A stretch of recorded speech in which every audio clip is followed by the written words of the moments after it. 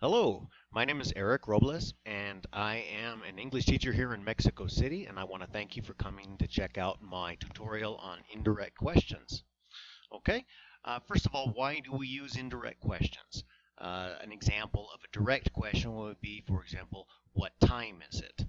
Okay, what time is it isn't necessarily considered an offensive or rude type question if you're speaking with your friends, but in certain situations you may want to use more of a polite language, and that's where we use indirect questions. Okay, so let's take a look at some of the introductional questions, like, for example, do you know? A lot of times we use these kinds of indirect statements to present a question. Do you know? For example, do you know what time it is? Another one we use is, can you tell me? Can you tell me what time it is? And we also might use, I wonder what time it is. Okay? So generally, we form those types of questions, for example, what time it is, or what time is it, is the question, is the direct question. Let's go ahead and take a look at the different components. We're asking what for the time, and is the standard question. Now, when we present it in an indirect way, we usually switch the is and the it, the subject, with the verb to be, and we get it is. For example, it is 5 o'clock. Okay, so what time it is. So can you tell me what time it is? It is. Okay. All right, moving on. Do you know what time it is? Again, we see the switch between it and is. We have the subject before the verb in this case. In the question, in the standard direct question, we would see what time is it? Okay.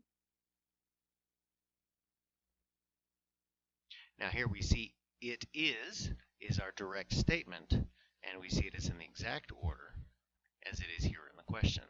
Do you know what time it is? It is 5:30. Okay? So, can you tell me when her flight leaves? Again, we see the same situation. When her flight leaves. Her flight leaves is our affirmative statement. So we see that in the answer. Yes, her flight leaves at 7:20 p.m.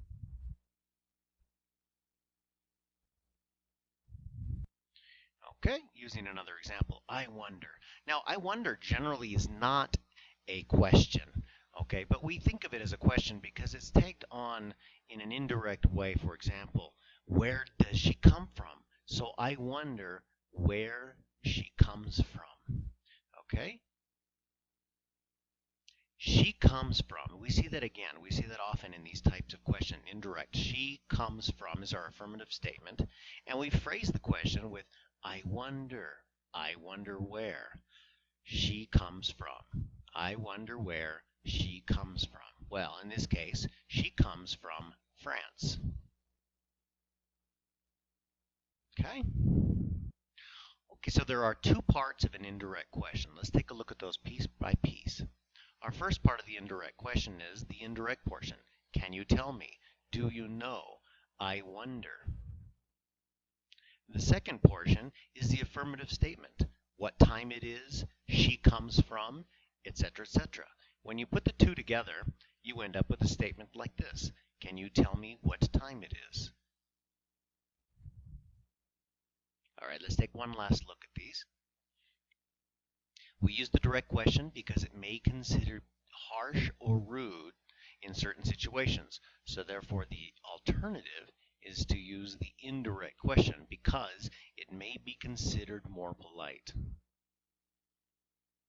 All right, so here's the direct question. What time is it? Now again, I repeat, this is not necessarily a rude or harsh question, but it's more adequate when you're speaking with your friends or people you know really well. If we don't know them really well, or they're people from work or in a work environment, maybe we want to soften the question a little bit by phrasing it with, do you know portion. So do you know what time it is? Again, direct. When does her flight leave? That's okay in certain situations, but to make it a little softer and more polite, we introduce it as this. Can you tell me when her flight leaves?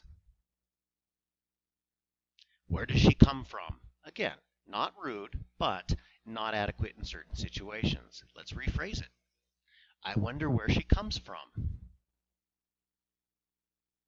Okay, now we're going to look at yes or no style questions. Now when we use a yes or no style question, generally we use if or whether. Now remember, whether is almost the same thing as if, but we usually, in some cases, see in the sentence a choice. It's yes, or it's no, or not. Let's take a look at the examples.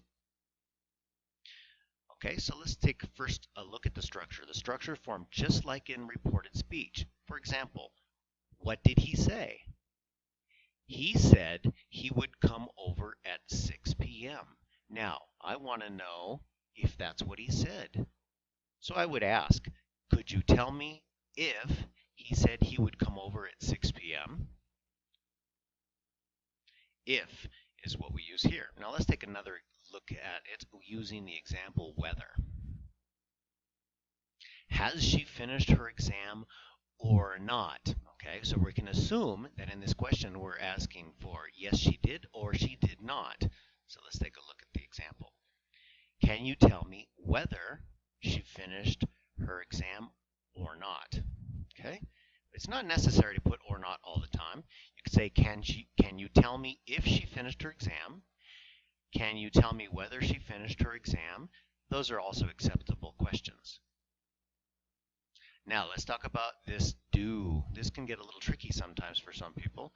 So let's talk about using the auxiliary do in the question. What happens? When we use the auxiliary do in the direct question, and we're translating it over into an indirect question, we do not use do. That's the rule. So let's take a look at an example of that. Direct question. What do you want from me? Could you tell me what do you want from me?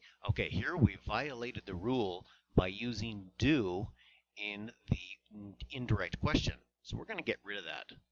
And we're left with this sentence. Could you tell me what you want from me? That's a little softer. It isn't so direct and it isn't so much offensive in this particular case when we soften it down a little bit. Could you tell me what you want from me? That's a little more polite. So let's take a look at this direct question. When did she start? Okay, the indirect. Do you know when she started? So again, we see we do not use the auxiliary, this auxiliary in the past tense in the indirect question. We just simply use she started as the softened version of the question. All right, well, I want to thank you very much for taking the time to check out my presentation on the indirect question.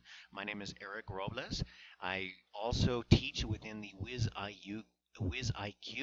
My address is http://www.wiziq.com/Eric/Robles 5110891. You can also check out my LinkedIn profile at Eric James. Thank you very much and have an excellent day.